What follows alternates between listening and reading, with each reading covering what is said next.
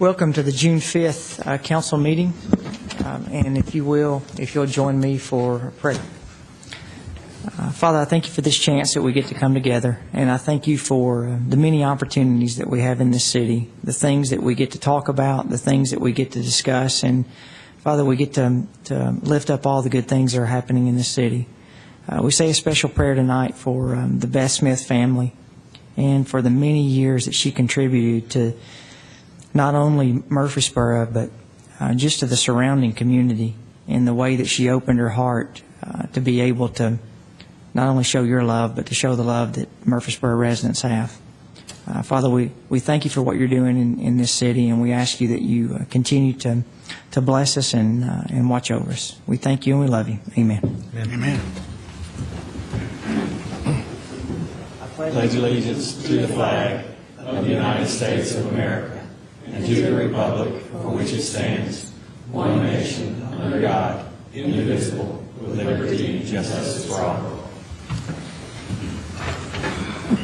All right, it's good to see everyone tonight. And we'll start with the consent agenda. If the council members have any questions on the consent agenda or anything that they would like to pull off the consent agenda, please let us know.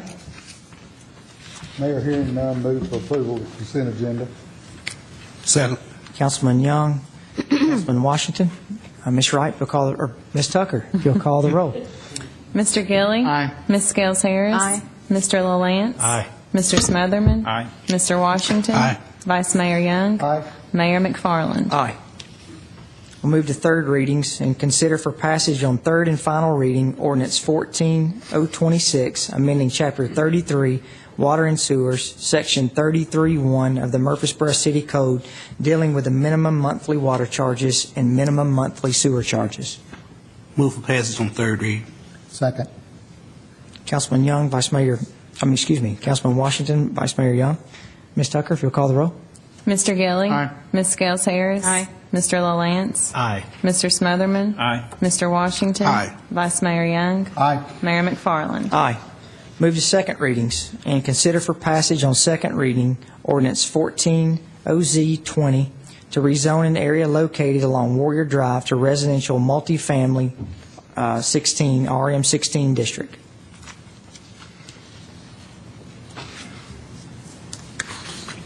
So moved. Second. Mr. Gilly, Mr. Young, Ms. Tucker, if you'll call the roll. Mr. Gilly? Aye. Ms. Scales Harris? Aye. Mr. LaLance? Aye. Mr. Smotherman? Aye. Mr. Washington? Aye. Vice Mayor Young? Aye. Mayor McFarland? Aye. Consider for passage on second reading Ordinance 14OZ21 to rezone an area located along Cason Lane to General Office Residential OGR District. So moved. Second. Mr. LaLance, Mr. Gilly, Ms. Tucker, if you'll call the roll. Mr. Gilly? Aye. Ms. Scales Harris? Aye. Mr. LaLance? Aye. Mr. Smotherman? Aye. Mr. Washington? Aye. Vice Mayor Young? Aye. Mayor McFarland? Aye.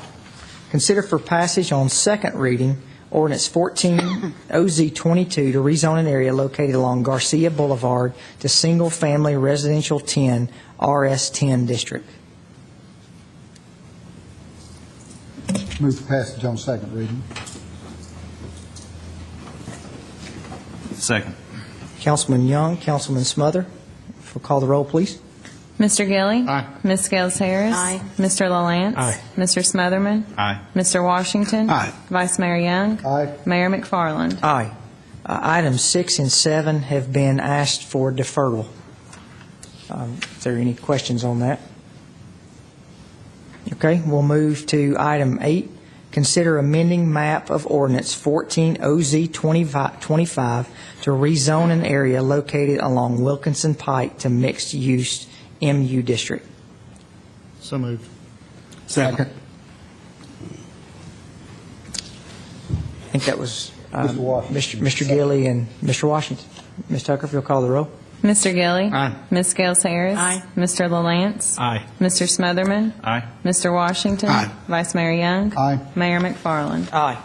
We'll now consider for passage on second reading as amended Ordinance 14OZ25 to rezone an area located along Wilkinson Pike to mixed-use MU district. We Mayor, excuse me. I didn't catch you in time before the last vote. That's the ordinance upon which we need to pass an amendment to substitute the map. And So, I believe we just on item A voted on amending the map, and so now we are now voting on the map that as it has been amended. I apologize for a second time. No, you're fine. Ms. Machoto straightened me out before the meeting started to make sure that I had it all in the correct order.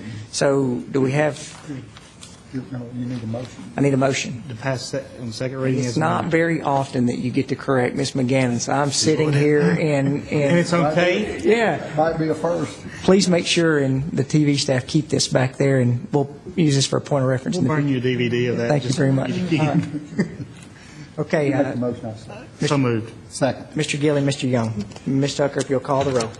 Mr. Gilly. Aye. Ms. Scales Harris. Aye. Mr. LaLance. Aye. Mr. Smotherman. Aye. Mr. Washington. Aye. Vice Mayor Young. Aye. Mayor McFarland. Aye. Okay, we'll now move to new business. And pursuant to provisions of TCA 656-206 and the city charter, conduct a public hearing to consider the proposed 2014-2015 City of Murfreesboro budget. The notice of said public hearing was published in the May 26, 2014 issue of a local newspaper. Do we have any questions before we open for the public hearing? Mr. Lyons, do you have anything? I didn't have anything at this point. Okay. All right. I will open the public hearing, and also just to, our public hearing, is many of you know, will come to the podium, state your name and address, and keep it to, if we can, 3 minutes, but I'm not, if you want to talk longer than that, that's perfectly fine with me. So, But not me. but what's that? I said, but not me. All right, we'll open the public hearing.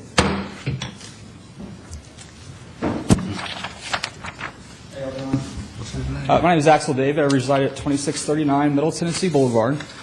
Briefly, I could start. I just want to congratulate the candidates, Mr. LaLance, Ms. Scales Harris, Mr. Young, and Mayor McFarland. It was a great race. You guys are really good people. When I was reading through the city budget, a quote came to mind. That is from Pat Riley. He's the president of the Miami Heat. He said that when a great team loses through complacency, it will constantly search for new and more intricate explanations to explain away defeat. Specifically speaking to the law enforcement section of the budget, on page 95 of the budget, it states that they plan to increase targeting of violators through the red light camera program. I'm going to keep this all to the budget specifically, of course. And where it really comes to the failures of this program goes into the numbers on page 280. On 2012, the actual number of violators was over 20,000. In 2013, it went to just under 23,000, and anticipated on 2014 to be around 23,000. Prior to 2012, those numbers had risen. They've continued to rise. This is proof right here that there is no reduction in red light running, period. And the Municipal Technical Advisory Service on page 274 of the budget says that injury accidents in Murfreesboro are 137% of the state average, above the state average, rather. And this is the highest of all the benchmark cities that the MTAS uses. This directly shows that there is no safety increase on our roadways in the city of Murfreesboro. So you have no reduction in red light running. Our streets are not safer at all. I'd say it's time that we acknowledge that this is a colossal failure. I think it's time to rethink programs that actually reduce red light running.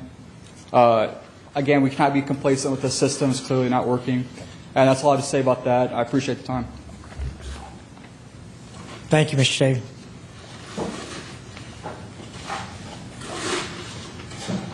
Anyone else who would like to speak?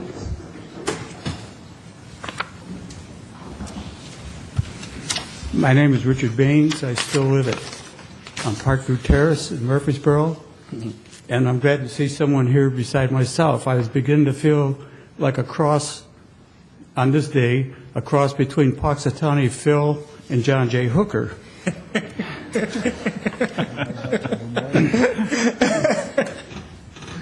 That being said, I availed myself of the opportunity to read the budget online. I downloaded it, and at first I wasn't going to make my annual appearance taking to task the enterprise fund of Water and Sewer Department. I was going to give them a year off. Anyway, when I read the paper this morning, that all changed. There was an article in there about the meeting last night, and it centered quite a bit about wage increases, salary increases.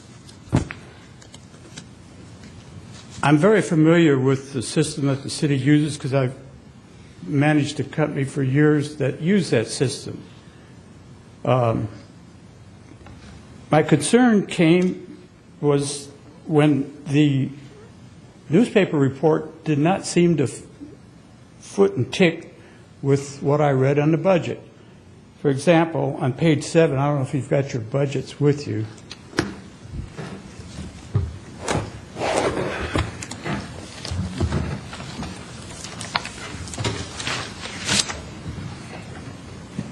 Page 7, this budget process begins with 3 targets: to increase property taxes, funding of a 3.5% step increase for all full-time employees. Now, that's not what I read in the paper. What I read in the paper was that there were, like, I think 78 who had topped out and were excluded. So that's not all. Page 18. Each job has been carefully defined and ranked within a comprehensive and aggressive pay and classification schedule. Job market assessments and review of the compensation and classification system are done periodically. I recall last year the same situation arose, and the council, I don't know what the proper word would be, but directed the city manager to have a survey conducted and come back and with the upgrading, if needed, of the what I call a grid system or the step system. I was really disturbed when I haven't heard anything about that. What's the status of that? And I was even more disturbed when I read that the council proposed to bastardize the system that we have now by arbitrarily granting increases to those 78 people. You have to understand the way these things work. If you arbitrarily grant an increase of, just say, 1% to the 78 who have topped out, you are obligated, really technically, to move the whole grid by 1%. And I'm not sure if you understand that. Mr. Lyons probably does. I would say my recommendation would be, along with, that should have been part of Mr. Lyons' evaluation. I don't know if it was or wasn't, but it should have been. If I was the boss, if I was a councilman, it would have been. My suggestion for the city is not to do that. I would ask Mr. Lyons, in fact, I would hold up his review and increase until he brought forth that study and the results of where that step grid should be. And when you have that in your hand, take those 78 people and see what it would take to move them on the new grid with their increase. Now, that may happen 4, 5, 6 months down the road, but grant them an increase then based on a study, not just some arbitrary figure that you may come up with. And that would make sense. They would get an increase, and the cash flow would not be impacted as much as it would be if the increase would have been at the beginning of the year. But I would say I would be very disappointed if you ignored the system that's in place and works. That step system is a good way to do things. The other thing is that there were comments, I say, the whole thing revolves around motivation. Mr. Lyons and his staff are very good. The city employees are exemplary. I had the opportunity to be part of the Citizens Academy, and I met a lot of people, and boy, I'll tell you what, we've got some really great employees here. Terry Taylor took me on a tour last year of what was going on with the water and sewer rehabs program. I was amazed at some of the equipment those fellows have to operate. I went inside the cab of this one piece of equipment that was examining sewers, and it looked like the inside of a spaceship. They've got more computerized equipment than Carter got liver pills. I'll tell you what. You go to the to the sewage plant, the treatment plant. The equipment and the level of expertise there is amazing. I'm very proud to be a citizen of Murfreesboro. Mr. Lyons does an outstanding job, but I don't mind holding his feet to the fire every once in a while. And this is that one occasion. Ms. Scales Harris, I had something for you. Increasing the pay for part-time employees should be part of the city manager's standard of performance set by the council. It's a tough guideline, but maybe you should use the one that affects me. You said that, I think your quote was that they have to pay, the city part-time employees have to pay the same for groceries as everybody else. Well, so do I, and I'm on a fixed income. And I'll guarantee you, Social Security did not go up 3.5% this year. And maybe the part-time employees, if you have to consider some kind of an increase, it should be something along the lines of what Social Security gives, based on, I think it's a COLA, some COLA formula. I think we got like 1.5%, which would not break the bank. And I think that would be a good way to measure it.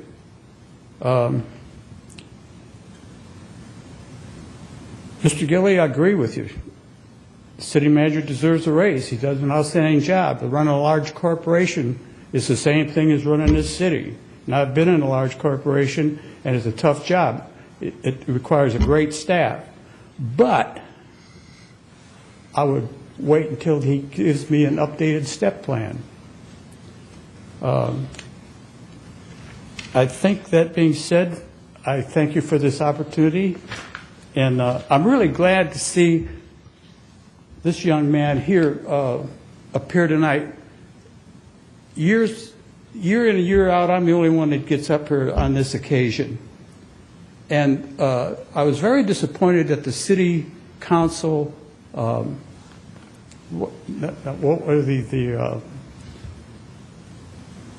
do you call those? We interview the people running for council. The forums? Forums, yeah, that's the word, Toby, thanks. Everyone was complaining about, well, the tax rate. I mean, borrowing. We're borrowing too much money. If you want to find out where that money's going, get into the Citizens Academy.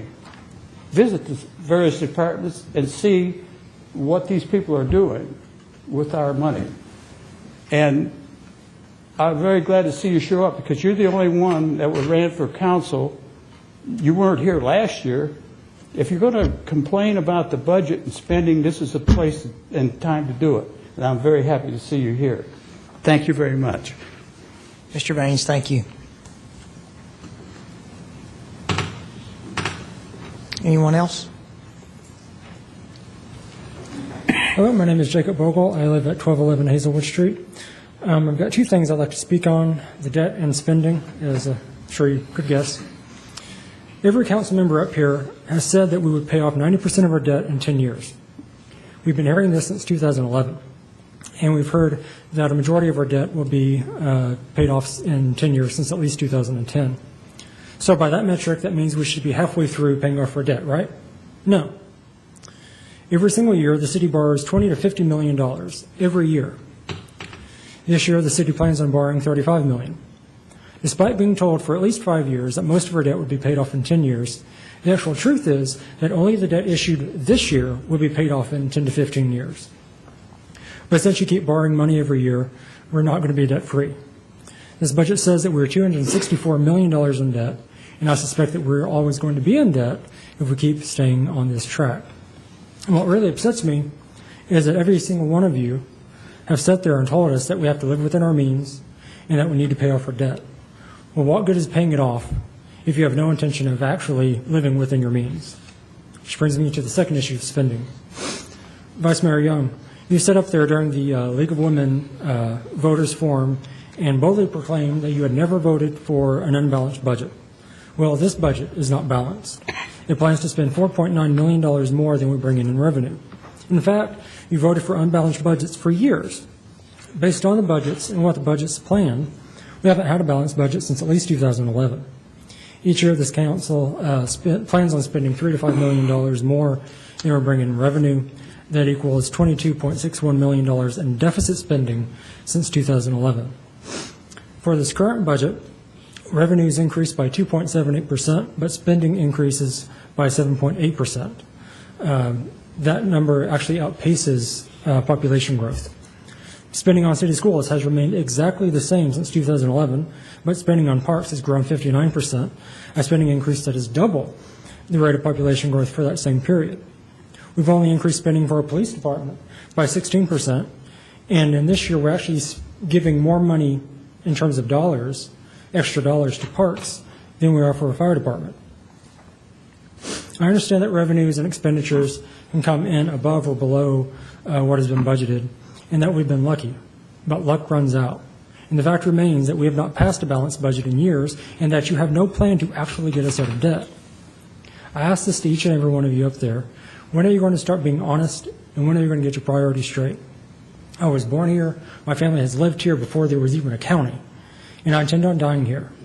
But I do not intend on subjugating the rest of my life, my family, and future generations to an endless stream of debt, a burden that you put us in, and now demand that those not yet old enough to vote must repay. Thank you. Thank you, Mr. Vogel.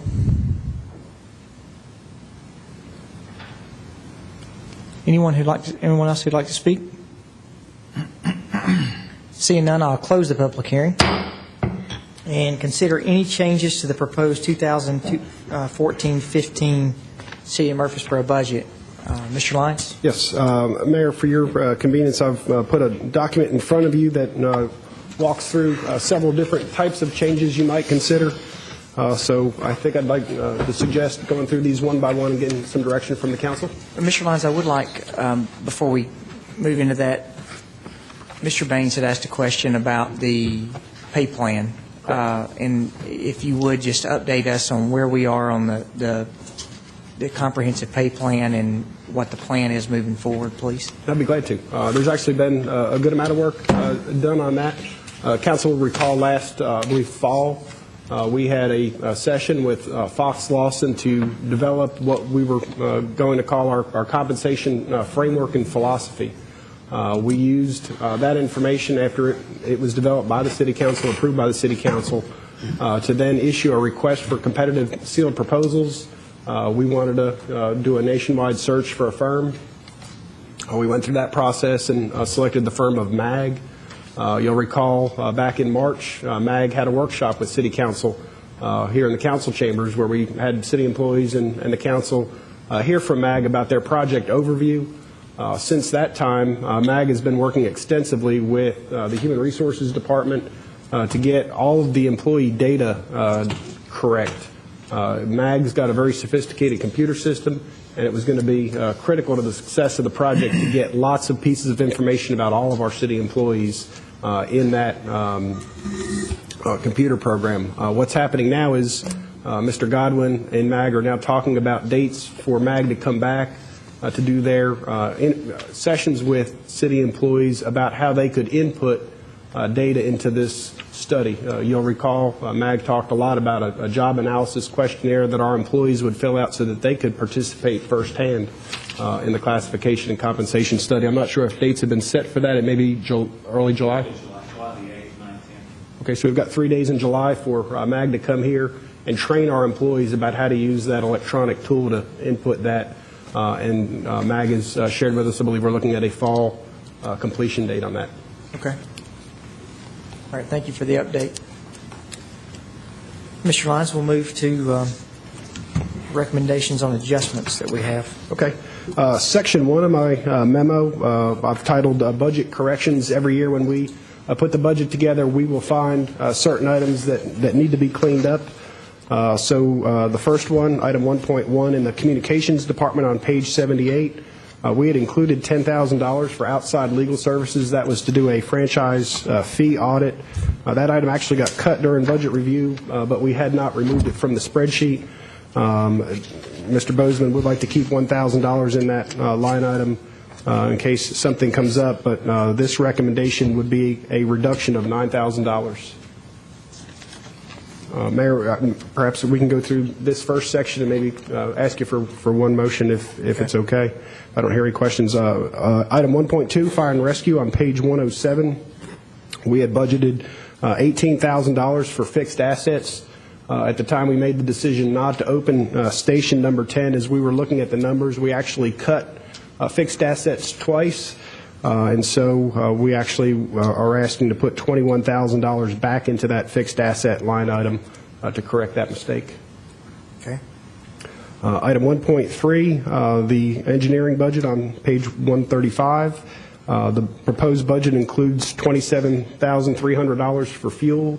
That was because the city engineer had requested pickups for his inspectors, but those items were also cut from the budget. Since we cut the pickups from the budget, there would be no need for a fuel line item. So recommendation 1.3 is actually a $27,300 decrease. And the last item in section number 1.4 in the golf department, page 189, the Bloomfield Links part-time salary did not have the correct number of hours.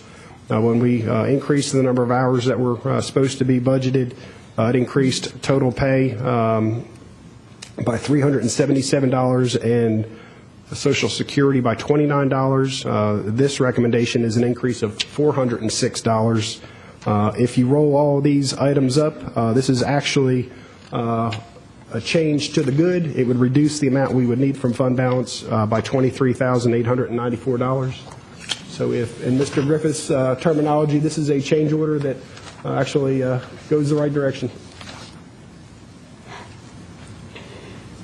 Mr. Lyons, just so when we went through the budget review, we talked about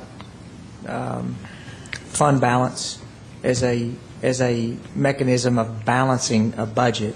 Correct. But as far as spending in fund balance?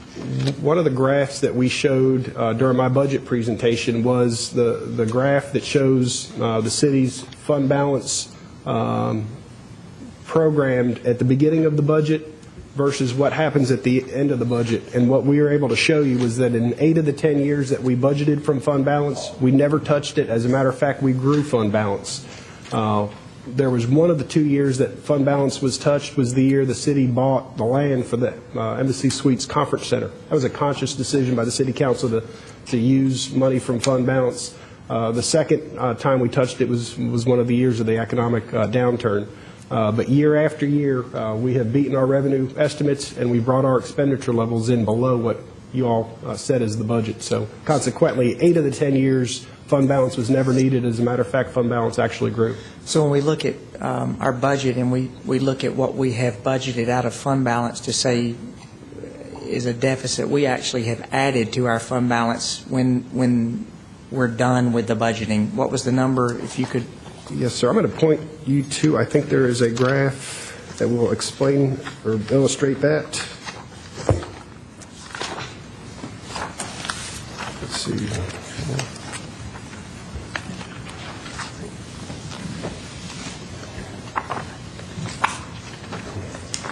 Mr. Crumley's going to help me with that. Maybe in your...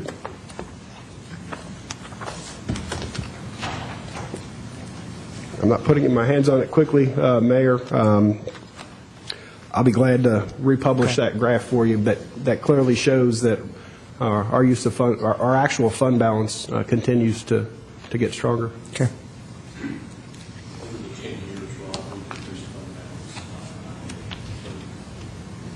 fund balance is up $31 million in the last 10 years. So in layman terms, that means that we've saved $31 million over what we had originally budgeted. Although we may have budgeted deficit spending of $20 million, we actually have saved $31 million, which means it's a $53 million swing.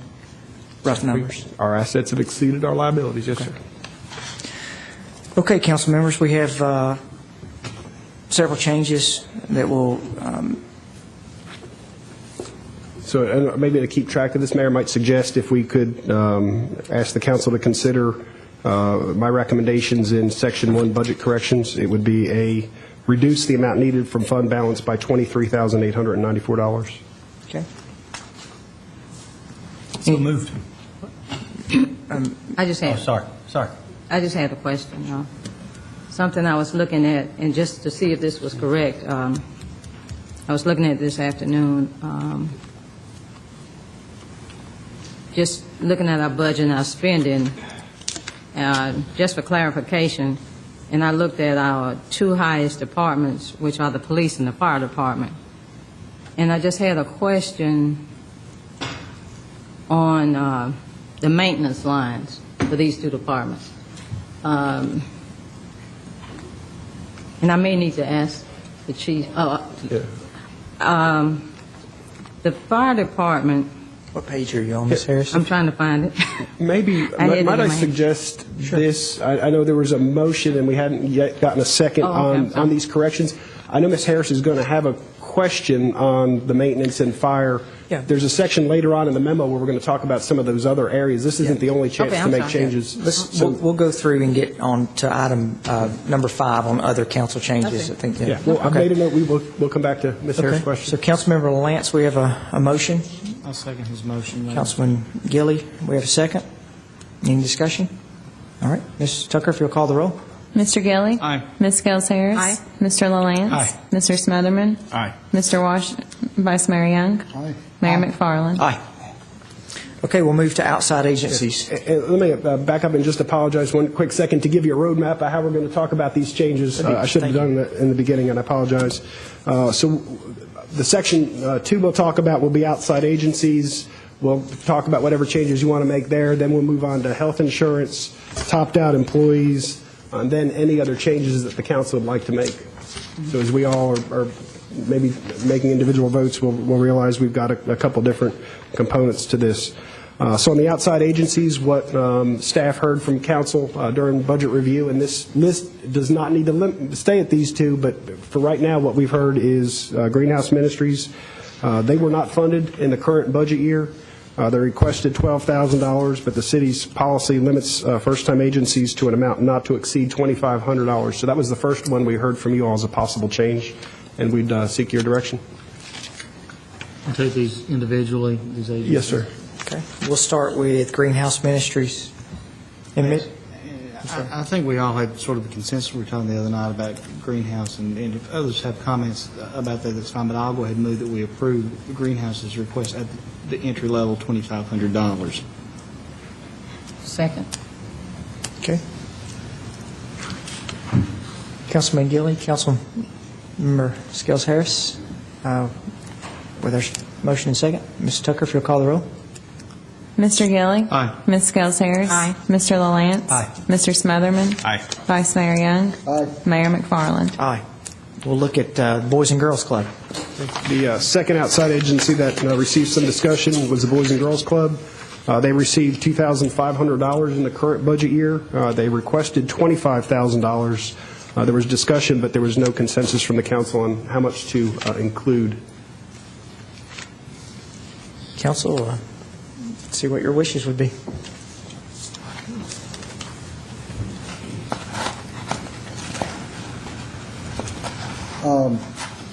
Mayor, I would recommend that we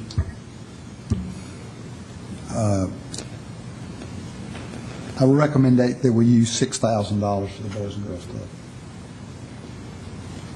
Is that in the form of a motion? That's the form of a motion. I'm sorry, Mayor. Okay. You got a motion?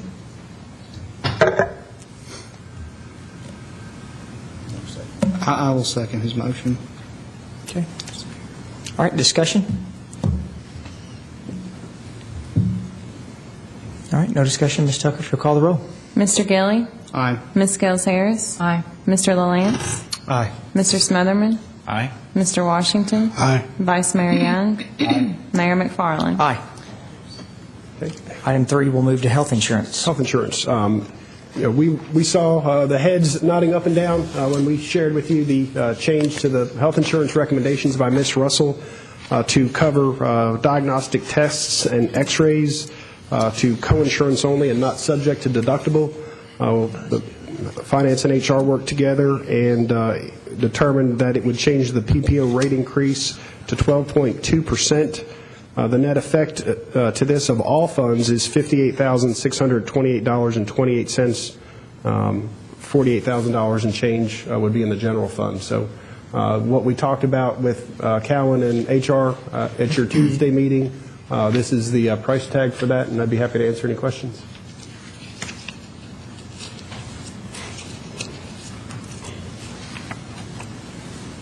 Okay, do we have any discussion?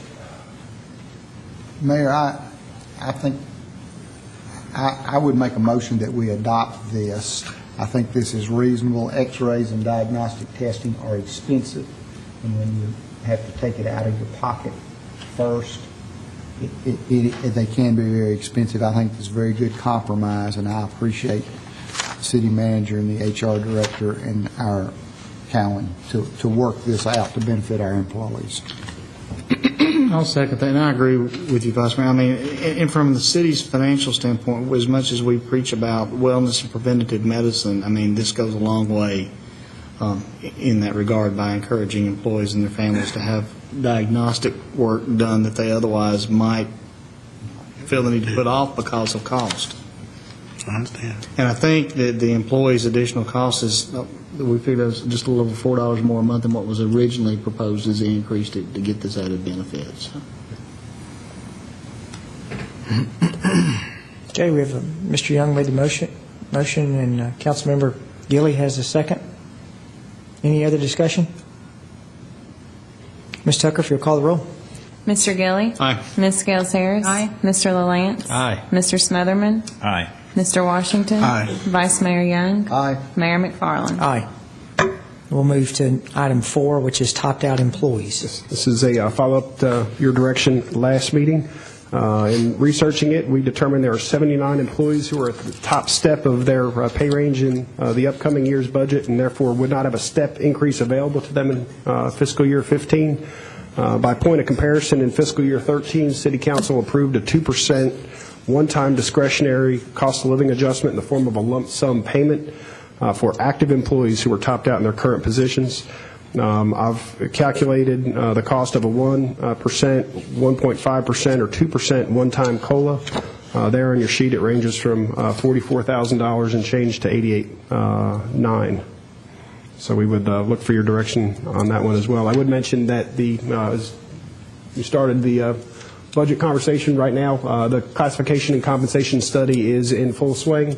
They are clearly going to look at internal equity and external equity. The external equity meaning going out to the market and seeing what do jobs that the city has, what does the market bear, what does the market say the job's worth. So we are studying not only the entry-level pay, but the top-out pay as well. So that is something that is in progress and will be before you in the fall. But in response to your request, those would be the cost increases should you wish to do a cost of living lump sum adjustment. Rob, can I ask you a question?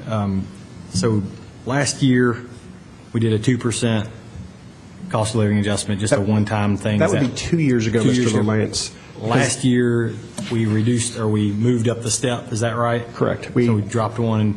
Dropped one and added one. So if you were topped out that year, when we added a new top step, then you had a place to go.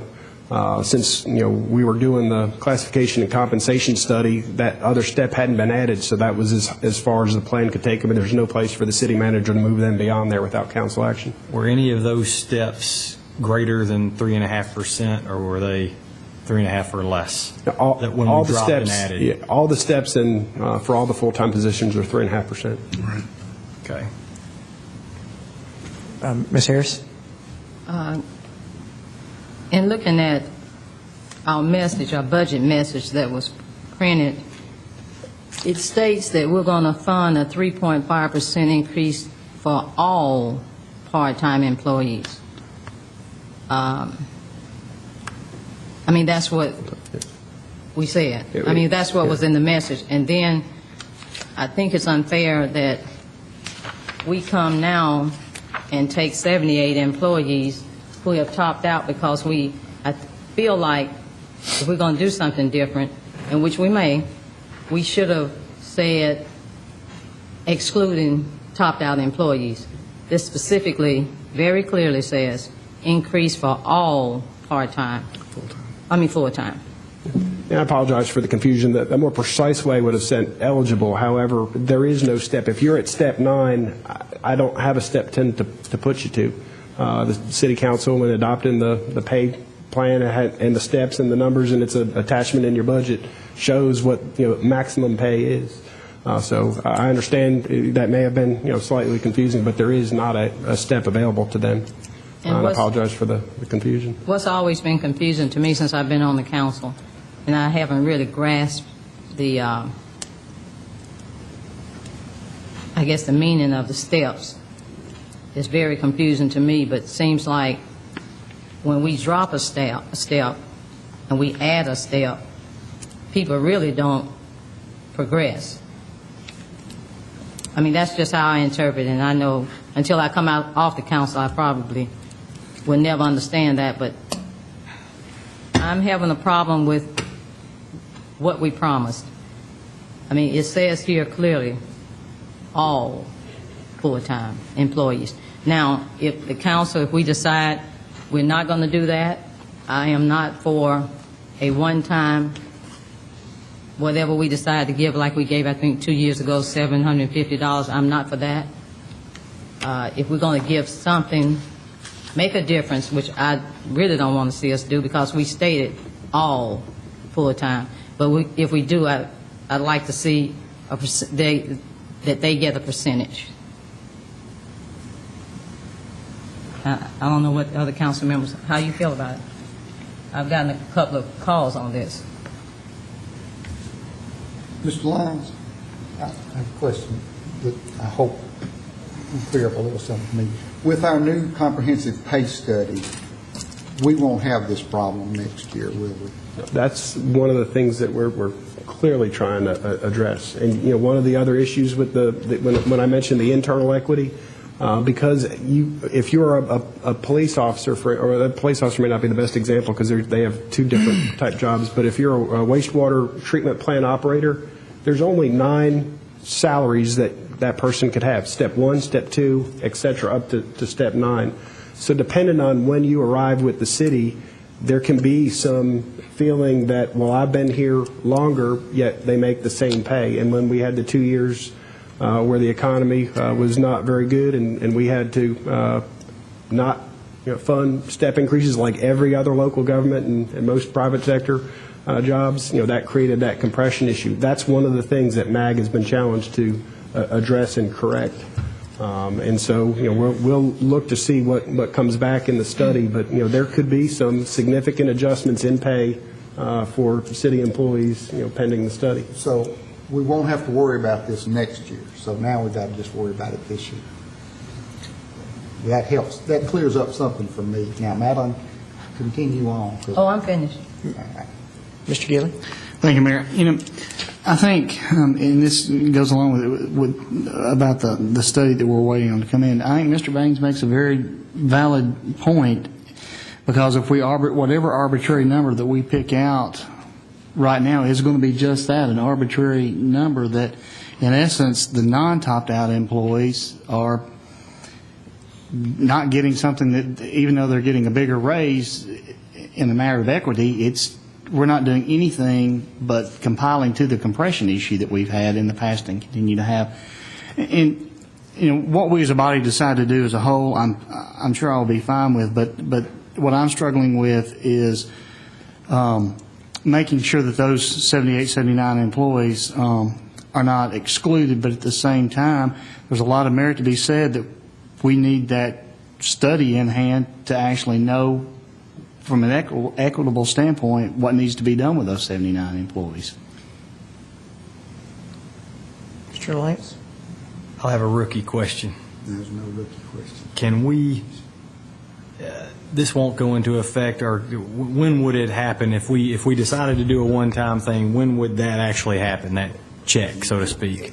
I think, that, could be up to you. Last time, 2 years ago, we did it in September. And again, maybe it might help as we begin to talk about, some of Ms. Harris's comments and what Mr. Gilley had just said, is really maybe as we begin to look at pay, look at the two different parts of what we're talking about right now.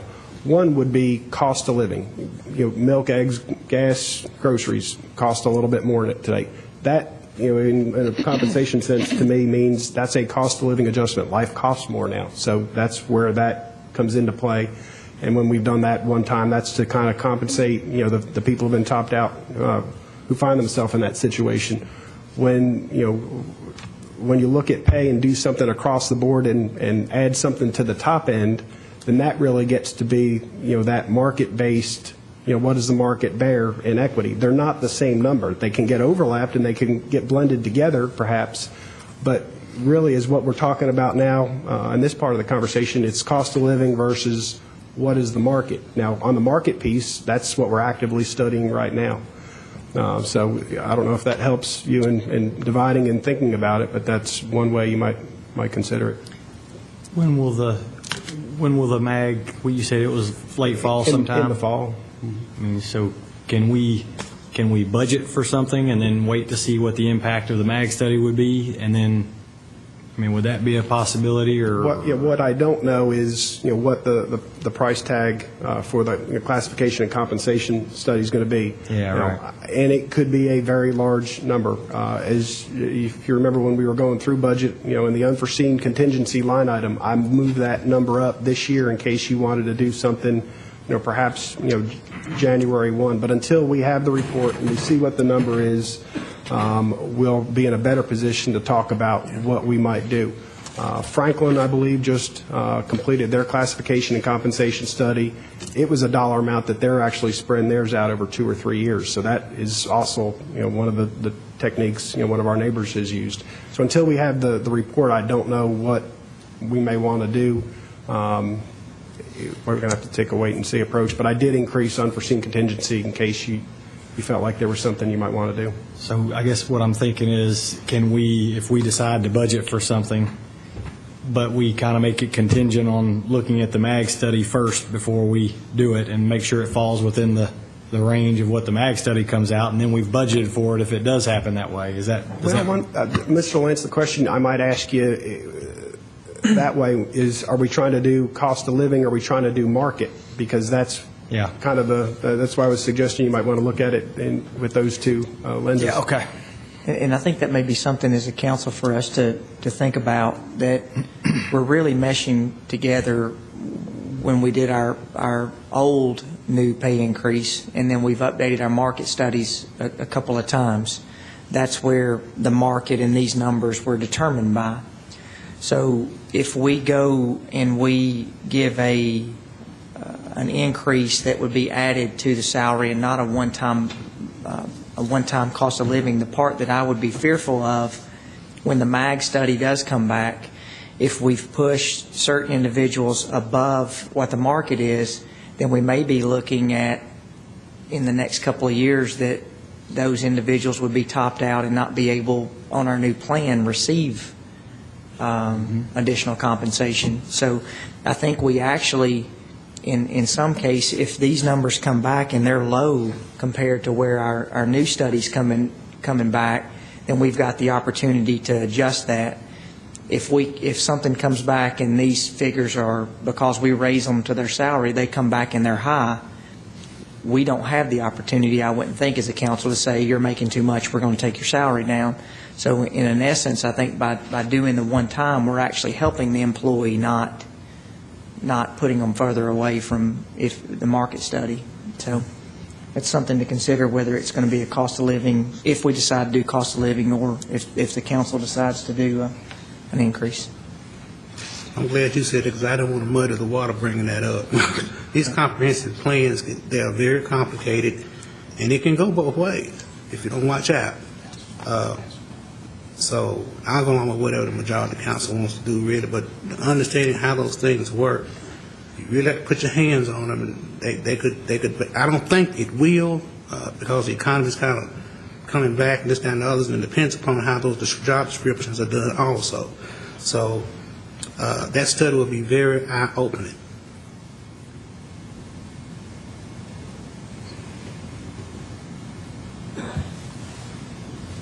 In the past, Mr. Lyons, we have given a one-time bonus, for lack of a better term. Is that a good term? We I think, called it a discretionary cost of living adjustment one time. That's good. That's good. Mr. Smotherman? I kind of like the cost of living because it really affects everybody kind of the same in a certain sense, because when you pull up to the gas pump, it doesn't matter if you're making $100,000 or you're making $40,000. The gas pump's still the same, the extra's still the same, and we're trying to reward people, I think, with the sense of we know your cost is increasing, so we're trying to help you out with that. Although I do have a concern with when we do a percentage raise, because it does reward those on the high end of the scale so much greater than it does those on the low end of the scale. It's not a fair system of doing it by any means.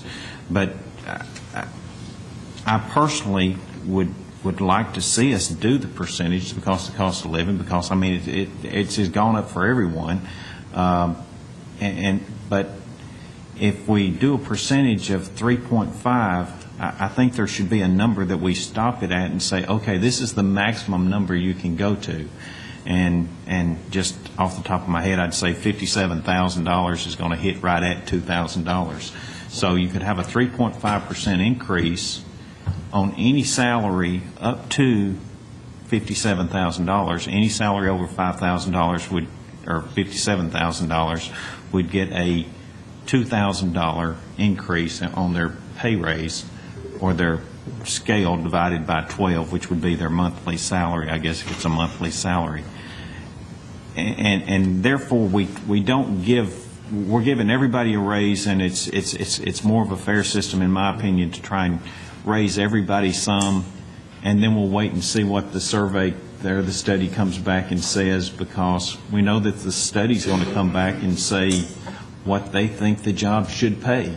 And so for us to just take an arbitrary number out of the sky and say this is what this person's worth, 3.5%, it's probably not going to affect the low-end person that much, because we pretty well know that, that those jobs are, because they're a lower paying job, you're not going to see that much of a significant increase. On the high-end jobs is probably where we're going to see the more significant market demand jobs, where they're going to say these jobs should pay more. So and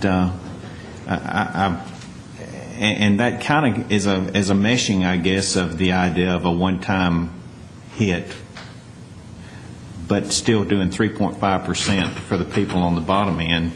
I don't know. I'm not sure. Councilman Washington? I will muddy the water a little bit. We hadn't discussed retirees. I think you need to give some consideration to retirees. You talk about that bread and everything, they on fixed income. Well, I mentioned that last year, retirees. The retirees, I assume we'd have to look at that'd be a significant pension discussion to see how that goes. I mean, we probably have to come back. Is that a separate discussion?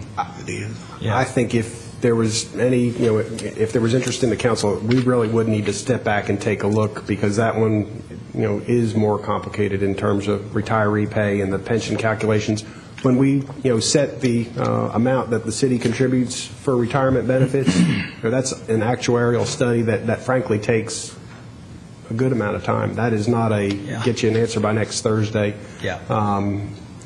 But there's different ways to do that as well. So I don't want to, try to answer a question about any kind of adjustment for retirees off the cuff. I can probably have a process. But that one is a little bit more involved, given that the funds come out of the pension fund, which are actuarially set. Yeah. So if I'll get back to this, on this, we maybe come back to the pension, but maybe this is a suggestion, or maybe this is just a thought.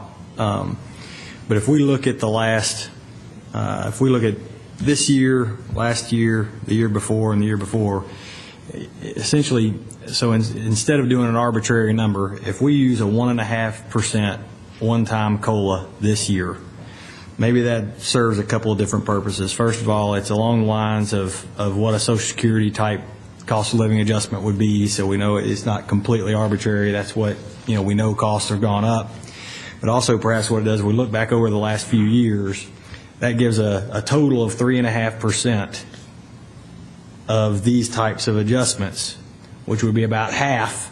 If you look at over a 4-year period, that would be about half, because it's 1.75 in the middle of what someone who is not capped out would be. You'd have 2% here, you'd have 3.5 here. And if they got the drop a step, add a step, they got their 3.5. So we're really kind of looking at this in a way that might not be completely arbitrary, where we're saying, look, it matches up to where Social Security is, close at least, somewhere where we estimate it would be, and perhaps it gets us to a spot where it puts us where, those people who've been capped out over the last few years are getting about half as much of an adjustment to the upside. They are capped. The people that I've talked to, the employees that I've talked to who are capped, have just said, we're capped and we know it. I mean, I think at least there's a good number of them that understand that and understand the reason why that has to exist. So they wouldn't get necessarily as much as if you were just coming up the ladder. It's about half the number. It's a good inflation number. And we can certainly get to the study when it comes out and make adjustments as we need to, I suppose. Is that accurate? That we can make, that'll be, You can do that real easy. In fact, that's probably the best solution. Mr. Smotherman's comments have got some real merit to them, but I think you're going to, if you cap it, are you discriminating against the people at the higher end who are capped out, and then you're giving some to the lower end that are also capped out? I think a straight, for an example, 1.5 COLA would be. Yeah, I'm just, to answer your question, I'm a lot more worried about the person who's making $28,000 a year than I am the person who's making $114,000. If we look at this, you'll see the great majority of the people in here are capped out at 40, 45,000, 30,000, 35. I'm going to just read a few here. 43, 32, 35, 35, 32, 48, 28, 34, 95, 56, 40, 40, 46, 77, 37, 35, 35. If all these people are topped out,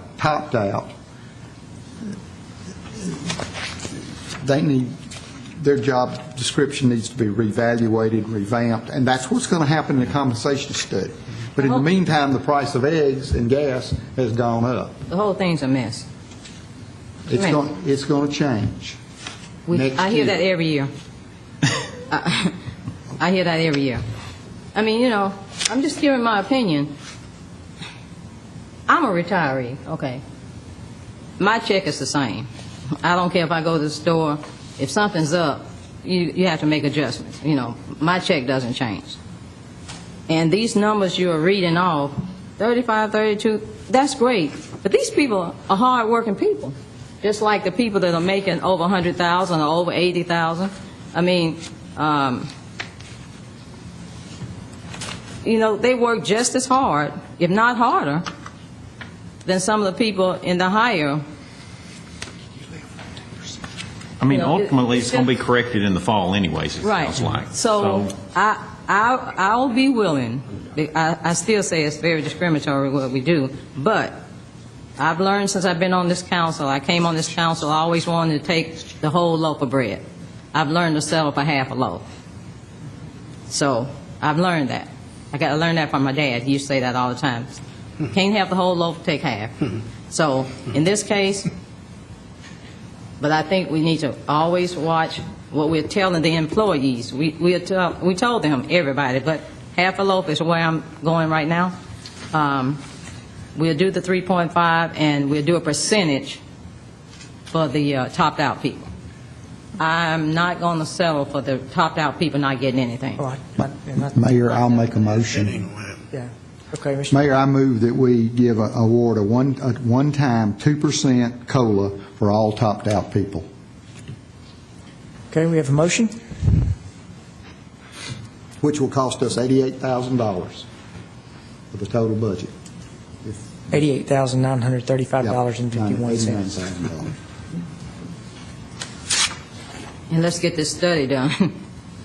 Every year we're on this study, and we right here every year with the same. And these employees, we have great people, and they need to feel like we appreciate them. I second it. Okay, we have a motion and a second. Any discussion? Ms. Tucker, if you'll call the roll. Mr. Gelling. Aye. Ms. Scales Harris. Aye. Mr. LaLance. Aye. Mr. Smotherman. Aye. Mr. Washington. Aye. Vice Mayor Young. Aye. Mayor McFarland. Aye.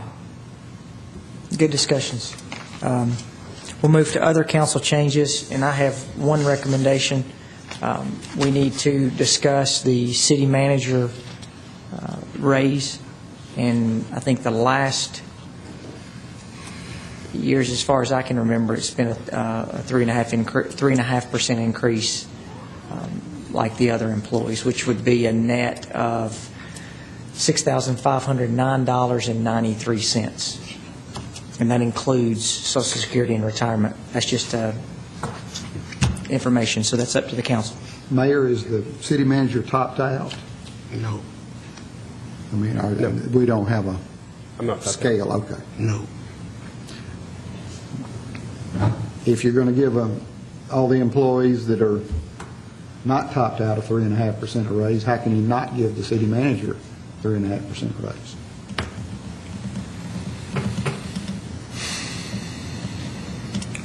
I'll make that motion. 3.5, just like everybody else. Second. All right, Mr. Washington and Mr. LaLance. All right, any discussion? Ms. Tucker, if you'll call the roll. Mr. Gelling. Aye. Ms. Scales Harris. Aye. Mr. LaLance. Aye. Mr. Smotherman. Aye. Mr. Washington. Aye. Vice Mayor Young. Aye. Mayor McFarland. Aye. Thank you. Mr. Lyons, do we have any other? If there's any other changes or amendments to the budget, Ms. Harris was asking some questions about police and fire we may want to come back to. Oh, I was just looking at, on the fire and police budget, they were talking about the maintenance. They had a line on maintenance, and I just didn't know if we were correct in that. I think, let me go back to that. I think Page 98 in the police department. Okay, thank you. Because I know we're going to do the new building. And the maintenance, I think the fire department, 75,000. Chief Gaines, is that right? Yeah, Your maintenance, 75? 85? That'd be page 106 in fire and rescue. The operation and maintenance Okay, in thank fire you. and rescue is $85,800. Okay. And then I was looking at the police, and I didn't know whether that was included in our new building.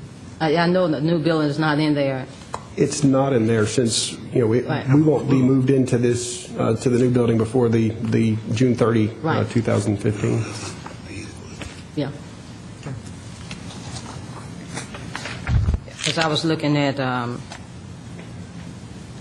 the difference, and I know the fire department has 10 buildings and the police one building? Or two? Two. Two. Okay. I'm not questioning that as far as against any of that. I know we're getting ready to do some renovations and everything. Sure. And I wanted to make sure that was backed out of it. I appreciate the question. I know one of the things I touched on in my budget presentation was a centralized maintenance.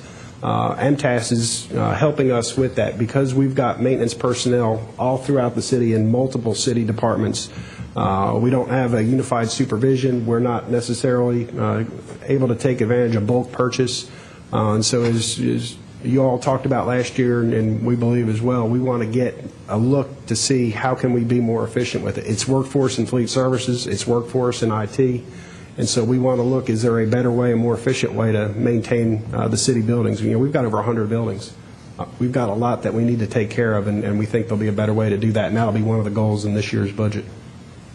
Yeah, I was just looking at the fire had, I think, 10 buildings, and the police had like 2, and the maintenance was a big difference, and I was just wondering about that. The detectives are in a rented building.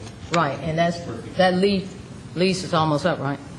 Well, we're going to extend that lease until we get moved into the new building. I think it's up in November, so we'll be talking to Mr. Parks to coincide our lease with when we'll be moving into Highland Avenue. And we're responsible for the maintenance in that building. That's part of our lease payment. Mr. Parks handles the maintenance, but while fire department's got smaller buildings, spread throughout, and police departments, kind of more in one central location. So square footage wise, police may have a little bit more, but fire's got the challenge of being in multiple locations of different aged buildings as well. Yeah, that's what I was getting at. I knew the admin building for the fire department is so old. And I know we just purchased something big, was it, for the police building? Didn't they get a new compressor or something? We did here, not... Yeah, the chiller, I think. Yeah. And so I was just questioning just the maintenance. We're going to be able to maintain everything. We're going to be able to maintain everything? Yes. What about it, Chief Gaines? Okay. Because I know our buildings are getting old, that is. Make sure you're all in good shape on those two. I'm getting old, too. My maintenance is more. I'll wait till you get really old. Mr. Young, I think you have I was going to say, Mr. Lyons, give me an educated guess on the completion date of the new police building. I think we've looked at maybe going out to bid the building in January. We had a meeting with them this week on the heating and cooling system. I think we were targeting the first of the year bidding. We don't have a schedule yet, but I think we've been told it could be 10 to 12 months to renovate. Okay, that's very pleased with the design team. They have been doing a fantastic job.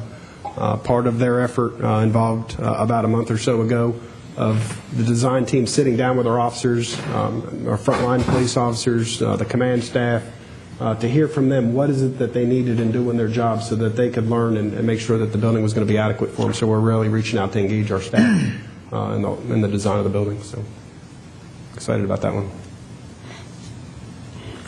Council members, I would like to go over one quick thing, not necessarily a budget change, but it would be more of a detail in what we're working on in relation to our comprehensive plan. Mr. Lyons and I had a meeting on Monday, an economic development meeting. Councilmember Washington was there, and I think we will all agree that economic development has gotten so competitive within not only our south region, but we're marketing Murfreesboro against many different companies all over the world. And in looking at our comprehensive plan, we're coming up with a way. Mr. Lyons, his title is apropos. It's called Going from Good to Great in Development Services, and really would like you to sort of expound on what we've been working on. Sure. Let me maybe talk about the finish line, and then I'll back up and give you some detail. In June, we'll be bringing a contract to you to complete the comprehensive plan. We talked to the consultant today for some 2.5 hours.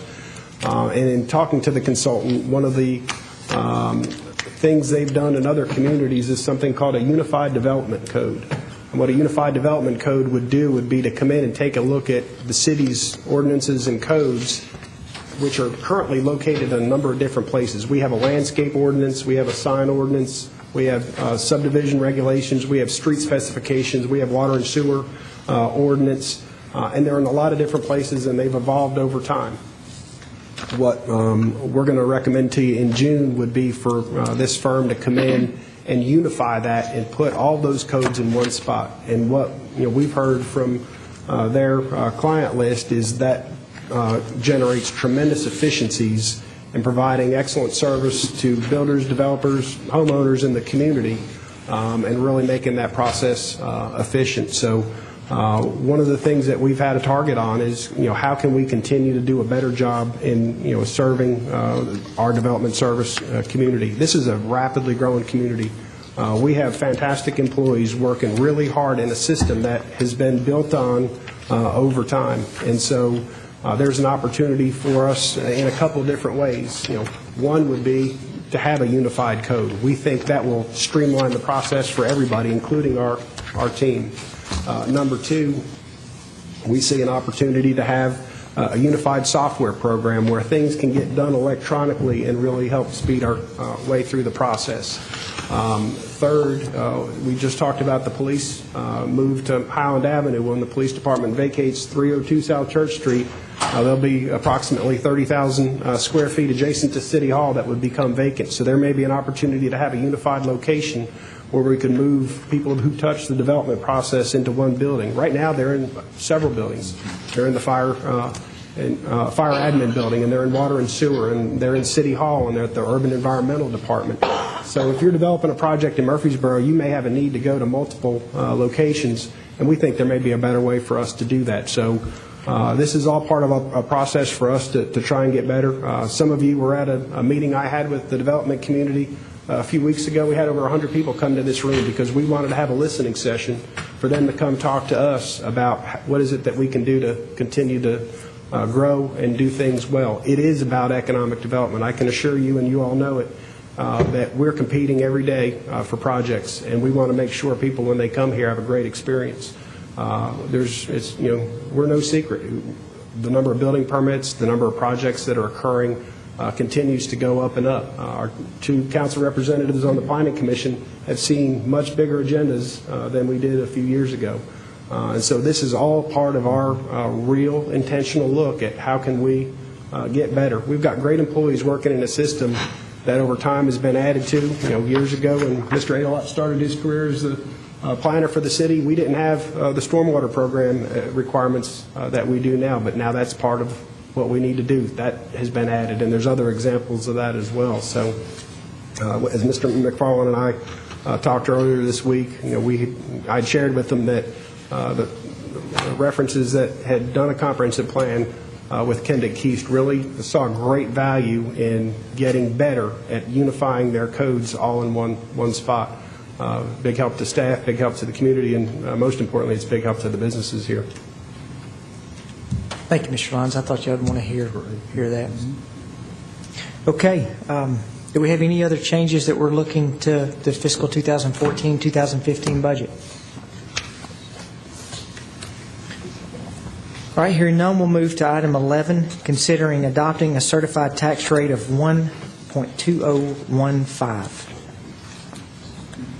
Mayor, the county assessor has conducted the reappraisal of city property, and state law requires that our tax rate be recalculated based on this new revalued tax base. We are requesting that council approve the new certified tax rate of 1.2015.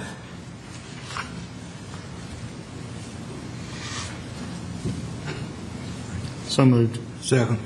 Mr. Gilly, Mr. Washington, Ms. Tucker, if you'll call the roll. Mr. Gilly? Aye. Ms. Scales Harris? Aye. Mr. LaLance? Aye. Mr. Smotherman? Aye. Mr. Washington? Aye. Vice Mayor Young? Aye. Mayor McFarland? Aye. Consider for passage on first reading ordinance 14033, the appropriations ordinance.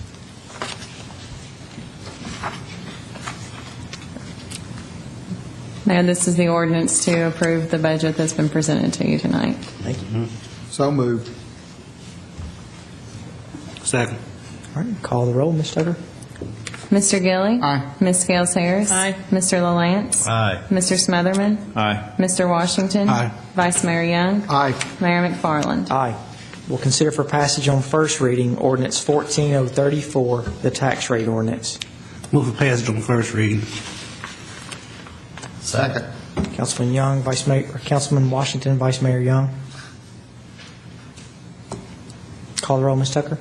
Mr. Gilly? Aye. Ms. Scales Harris? Aye. Mr. LaLance? Aye. Mr. Smotherman? Aye. Mr. Washington? Aye. Vice Mayor Young? Aye. Mayor McFarland? Aye.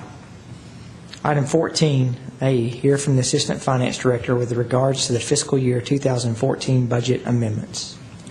Mayor, this is a lot of housekeeping and approval of items to reflect any changes that council has approved throughout the year, making sure that we're within our legal spending limits.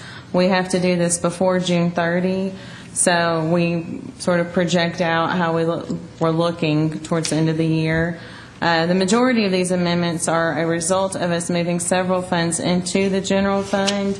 The state has indicated that the general fund cannot pay bills on behalf of another fund that is awaiting grant reimbursement. Most of our grants require that we spend the money in order to get the money. So in order for us to pay their bills, the most efficient way for us to handle it is to move these funds into the general fund. Several of the funds moving include State Street Aid, Community Development.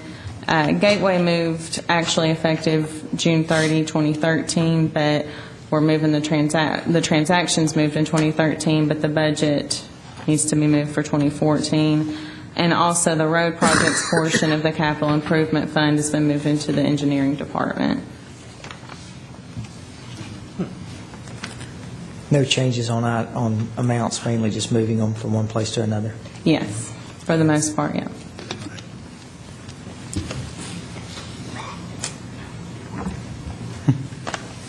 All right. We'll consider for passage on first reading ordinance 14035, amending the 2013-2014 budget. Do you have any discussion?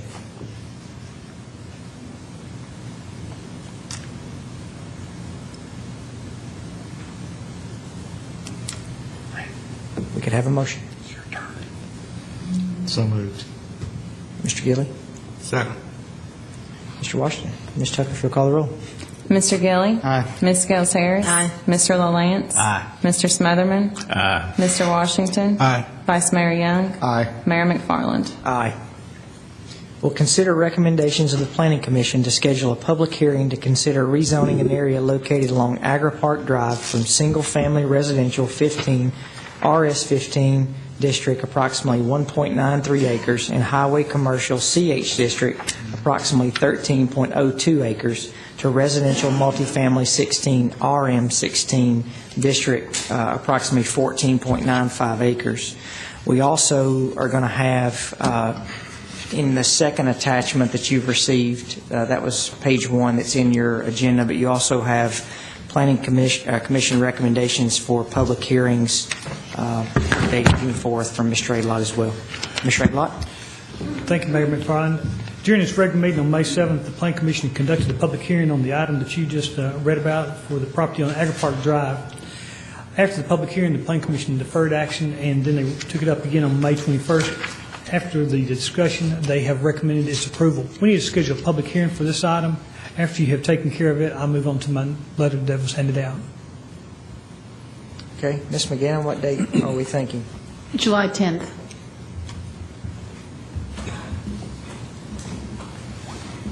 Okay. July 10th? So moved. Second. Mr. Gilly, Mr. Young, Ms. Tucker, if you'll call the roll.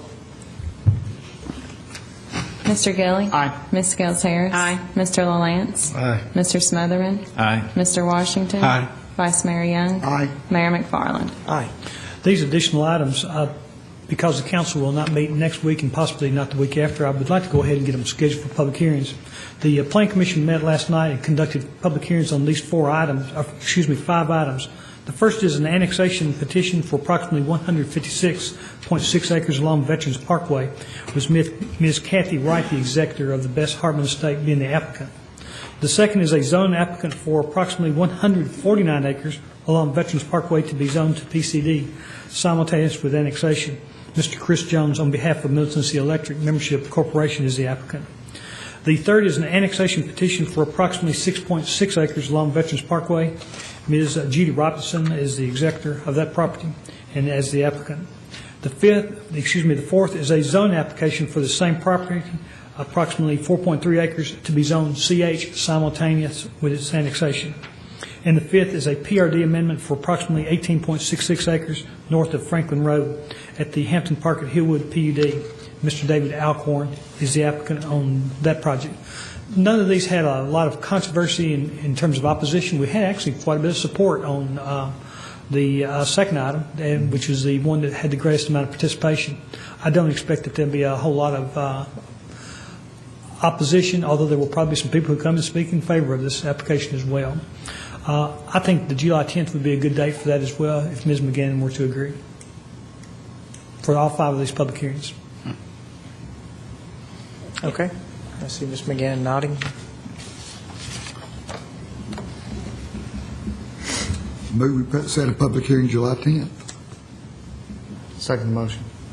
All right, we have a motion and a second. Ms. Tucker? Mr. Gilly? Aye. Ms. Gales Harris? Aye. Mr. LaLance? Aye. Mr. Smotherman? Aye. Mr. Washington? Aye. Vice Mayor Young? Aye. Mayor McFarland? Aye. Thank you. Thank you, Mr. Adlott. Consider recommendations of the Community Development Director with regards to home grant. Mayor and Council, Mr. Callow briefed you on this at his budget presentation on Tuesday night. The city has been awarded a $210,000 home grant. It's the first award we've received in 4 years. $12,000 of that would be used for administration and would free up the more flexible community development money. The other $197,000 would go into housing rehab. We recommend that you accept the grant and authorize the mayor to sign the appropriate paperwork. Move to accept the grant. Second. Have a motion and a second. Any discussion? Ms. Tucker, if you'll call the roll. Mr. Gilly? Aye. Ms. Gales Harris? Aye. Mr. LaLance? Aye. Mr. Smotherman? Aye. Mr. Washington? Aye. Vice Mayor Young? Aye. Mayor McFarland? Aye. We'll consider recommendations of the Information Technology Director with regards to task order number 2 under the basic consulting agreement with Weston Engineering Incorporated. Mr. Lilly. Good evening, Mayor and Council. Stand before the Council tonight to request the addition of project management services to be added in the Weston Consulting contract. A core team of employees from IT, HR, Police and Fire, Finance, Water and Sewer, City Court, and the Legal Department has been working closely with Weston Consulting to identify and select the city's new ERP software solution. During the selection process, we met with other municipalities to discuss their implementation experience and lessons learned. Our findings were that the success of the implementation would drive the success of our adoption, migration, and overall performance of the software. Being that this software will affect every employee in the city of Murfreesboro, the IT department, along with the selection committee, recommends that City Council approve a task order number 2 to be added to the Weston Consulting Services contract to manage the project of planning, training, and implementation of our newly selected ERP solution. The cost associated with the addition of these scope of services is anticipated to be approximately $256,000. This cost will be shared proportionally between the city and Water and Sewer. Of this amount, $165,000 is included in the IT department's fiscal year 2015 budget.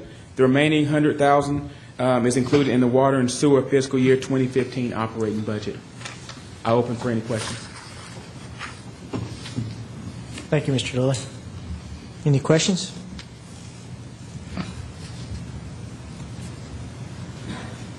Once you step in it, you're in it. And this is the ERP system that's replacing COBOL, right? Yes, it is. So moved. Second. All right. Ms. Harris, Mr. Washington, any discussion? Call the roll, please. Mr. Gilly? Aye. Ms. Gales Harris? Aye. Mr. LaLance? Aye. Mr. Smotherman? Aye. Mr. Washington? Aye. Vice Mayor Young? Aye. Mayor McFarland? Aye. Any beer permits? None tonight. No beer permits. All right. We'll move to payment of the statements. Move to pay the bills, Mayor. Second. All right. We have a motion and a second. Ms. Tucker?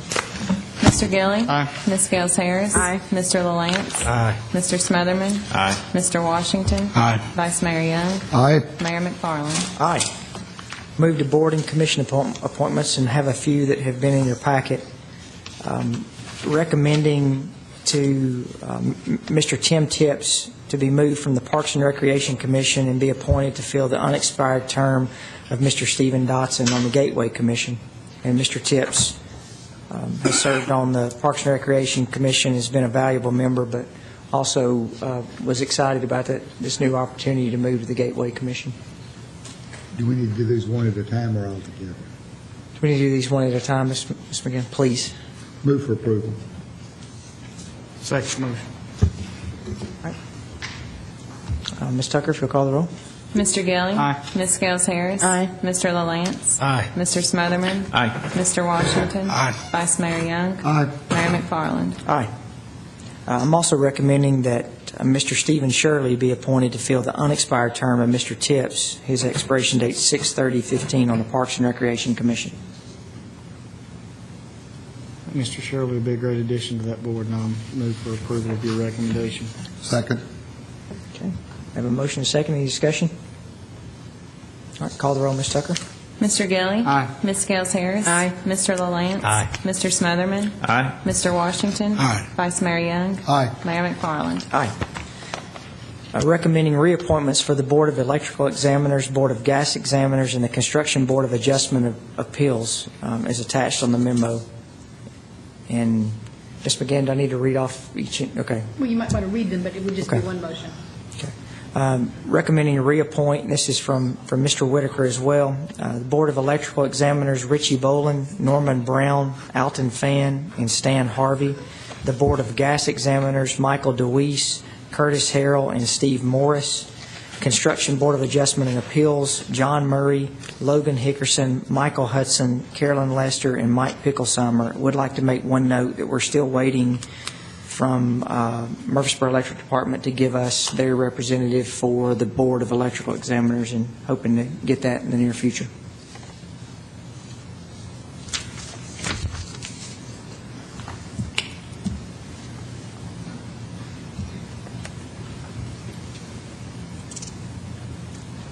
You need a motion? Please.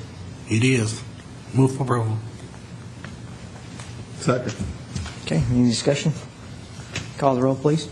Mr. Gilly? Aye. Ms. Scales Harris? Aye. Mr. LaLance? Aye. Mr. Smotherman? Aye. Mr. Washington? Aye. Vice Mayor Young? Aye. Mayor McFarland? Aye.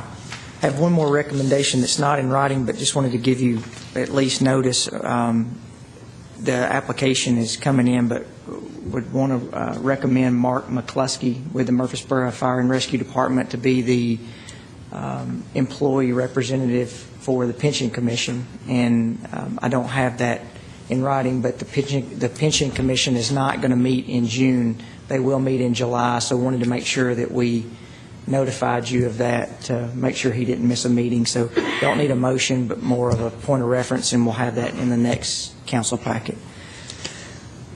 All right. Also have your master list of board and commission appointments that council members had recommended, and wanted to read those out for the public. Mr. Gilly is recommended, and Ms. McGannon, does this need to be by motion, or is this? It would be, assuming no discussion or assuming no disagreement with Okay. I think one motion to confirm all appointments would be appropriate. Okay. The council representatives for each board, Mr. Gilly will continue to be on planning, risk management, and power. Ms. Harris will be on the Limeball Library Board, Parks and Recreation Commission, and St. Clair Senior Citizens Board. Mr. LaLance will be on Cable TV and the Golf Commission. Mr. Smotherman will be on the Airport Commission, Parks and Recreation Commission, and Urban Environmental. Mr. Washington will be on the School Board and the Pension Commission and Water and Sewer. And Vice Mayor Young will be on the Planning Commission and the St. Clair Senior Citizens Commission.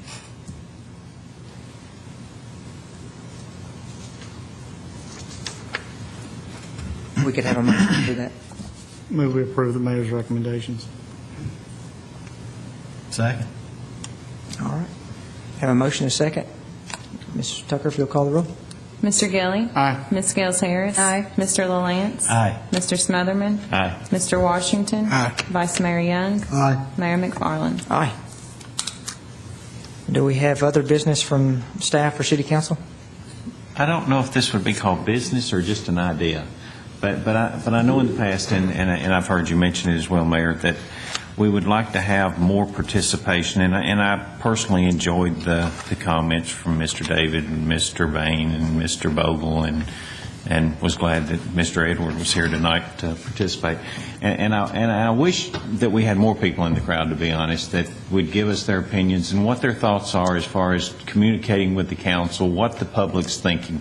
And I know you have the phone option available to you, but you can't talk to all the council at one time. So I think it would be a good idea if on the first meeting of the month, whatever day that falls on, that we would convene 30 minutes early. So rather than a 7 o'clock start, we'd start at 6:30.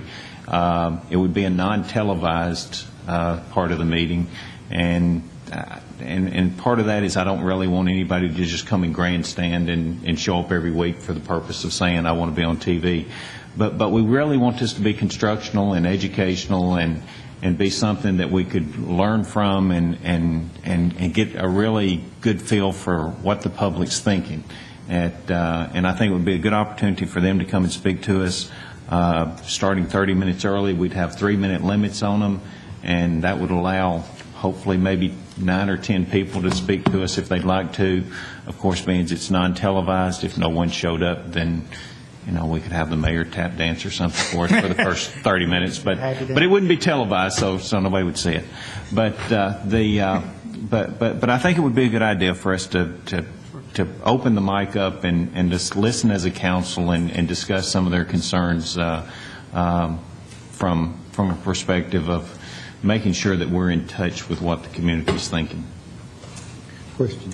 Yes, sir. Ms. McGannon, if we do this and no one shows up, can we advertise our meeting at 6:30 and then start the meeting if no one shows up, or one speaker speaks so we don't have to wait 27 minutes before we can start our council meeting? You could certainly do that. You could have the meeting begin at 6:30. Advertise the meeting at 6:30. Advertise the meeting at 6:30, and then just have a maximum of half an hour for public comment. And the mayor would just be able to cut it off, or to start the regular agenda sooner if there weren't any. Another possibility would be to advertise 2 meetings, have a special meeting that would start at 6:30 because it would only be for the purpose of entertaining the comment, and then have the regular meeting at 7, and you guys could just take a break if not enough people came to fill up the half hour. They're both possibilities. I think we just would need to coordinate with City TV at the point that one of the cameras on. Mr. Gillen. Mr. Chairman, I appreciate what you're saying. I think from an efficiency standpoint that's not a bad idea at all. But the worry that I have is the folks that watch the council meetings on TV, if they're used to us starting at 7, and at this point we could be starting at 6:40, 6:35, whatever. If there's a short agenda, they could actually be turning on at 7, and we've conducted all of our business before they even need to turn the TV on. But I appreciate where you come from, but maybe if we try it for a while and see what level of participation we get first, that way we can maintain the consistency of the folks that watch us on TV. The other possibility, of course, would be to have it at the heel of the meeting, but then that leaves the people who want to come comment having to wait until the meeting is over. I think your second idea was good, to advertise it as a special meeting from 6:30 to 7 o'clock, and then the official business starts at 7, and that way that gives staff members who want to go home and eat dinner the chance to do that and then come back. So that seems like that would be a reasonable idea. And Mr. Smotherman, I think that's an excellent idea because we are elected to be a voice for the people, and I think it's an excellent opportunity because we do work for the citizens, that they do come in and voice their opinion, and we know how they feel and what they're thinking. I think that's excellent, and hopefully that'll encourage more people to go out and vote.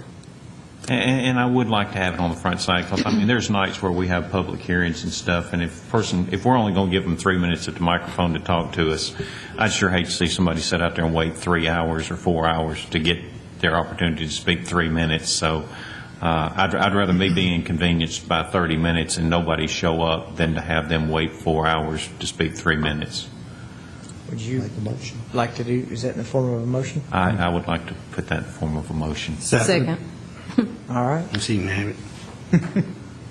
We'll say Mr. Smotherman and Ms. Scales-Harris. Do we have some discussion? Any more discussion? I just got one question. Sure. You want to go ahead? Let's keep it simple. Start out the way Councilman Smotherman was talking about doing, and if you have to make any adjustments, make them then. we are elected by the people, and we need to give them every opportunity they can to come see us, even though we have email and all kinds of other ways of communicating with us. That's what we ran to do. In a motion like that, how do we deal with the details? So I'm worried about, or I'm thinking about, I think this is a great idea. If we don't have enough time to get everybody in, and those people want to come back the next week, do we have to make those little nitty-gritty details in the motion as far as 3 minutes, and maybe you can only come once a month so that other people have a chance? Or, I mean, what are some ways we can do it? How does that? You know, from an adjustment standpoint, we may have a situation that we would say you have a list that we sign up on so that we would know the day before if nobody has signed up. You have to sign up 24 hours in advance. So we might could cancel the meeting if nobody signs up. And so there may be an option there to, but then again, it may be the liveliest 30 minutes of the meeting. So, maybe people want to fill the auditorium here. And I think we'd be glad to take a look. There may be some other communities that have done this. If we knew we wanted to do it the first Thursday of each month at from 6:30 to 7, we can come back and maybe see if there's some suggestions or guidelines. We have seen other communities. I think with the county, you need to sign 24 hours or so in advance. So we can be glad to maybe give you a couple ideas to look at. Yeah, I think there's a lot of opportunities for us to fine-tune it and make it better than my suggestion. but at the same time, I think that's a good starting point to get us started and to try and get some people to come and say honestly how they feel and the direction that they'd like to see the city go in. What is their vision for our future of the Murfreesboro, and the direction that whatever topic they want to talk about, whether it be the budget or whether it be Parks and Rec or red light cameras or I know nobody'd ever talked about those, but I do think it would be a good thing to give us a wide variety of ideas and just let us know what you're thinking. Plus, to give the council an opportunity, like the Citizens Academy, to educate the public. So engagement is good because sometimes the public misunderstands or they're misinformed because they get a lot of misinformation from different folks. Give us an opportunity to give them some feedback. Say, okay, this is where this was not exactly correct, and this is how we do it, because nobody's going to come down here for nothing. So it's going to give some good opportunities. And I think by having it non-televised, it also has the advantage of, some people just aren't going to be comfortable to come and speak in front of a camera. And I think the fact that the council members will be the only people here listening to them, basically, and I think it'll be a more comfortable setting for them to come into and express their opinions and their concerns. And if the council wants to comment back and there's plenty of time, then we can do so. But, we'll understand that we're under a 30-minute constraint, and it may just be a point that we just listen. But, I think it's an excellent opportunity for us. And most of the time you're passing information along to Rob and department heads and let them respond back to the public so you can get it exactly right. Because I know I don't know everything that the city does and how they do it. And of course, a lot of times we get emails and text and stuff, and so much gets lost in the conversation when you just have that short written text comment. And I think that for us to have some people here with expertise in different areas as far as the different boards and stuff we serve on, I think it would, rather than just one person having an opinion on it, it would give them a better feel for really what the vision and the direction that we want to go in, as well as hearing from them and the direction they want us to go in. Mayor, do you plan to have staff here, the entire staff here, department heads and everybody that would normally be here? That's not really necessary. I agree. Yeah, I would think that question needs to be asked. I would think Mr. Lyons would be here, and that would, and Ms. McGann and Mr. Cromley. Actually, I was pointing at Ms. Machoto. Oh, I thought you were pointing at me. Because it will be a special meeting, and we will need to have a record of it, even though no votes will be taken. I think as long as the city manager or the assistant city manager are here, then that information can easily be relayed back. So glad to do it. All right, we have a motion and a second. Any more discussion? Ms. Tucker, if you'll call the roll. Mr. Gilly? Aye. Ms. Scales Harris? Aye. Mr. LaLance? Aye. Mr. Smotherman? Aye. Mr. Washington? Aye. Vice Mayor Young? Aye. Mayor McFarland? Aye. We'll bring some of the details back to you that we might think of, just so we can all understand it. And kind of on a related note, part of the conversation with the comprehensive plan consultant today dealt with what we're talking about here, and that's how do we engage our residents in the development of a vision for Murfreesboro for the next 20 years. I think you're really going to like some of the things that they've included there. It's it's going to be the face-to-face meetings. It's going to be focus groups. They're going to certainly use technology to make it convenient for Murfreesboro residents to share their idea and vision for Murfreesboro. So I think you're going to like what you see. Look forward to your feedback on what you do get. Mr. Lyons, Ms. McGann, and all the staff, I think we want to congratulate you for bringing yet another good budget and for us to be able to continue to provide the services that we provide to our residents. So all of you, a job well done on pulling your part together and making sure that we continue to head in the right direction. It's teamwork. All right. See no other business. We'll stand adjourned.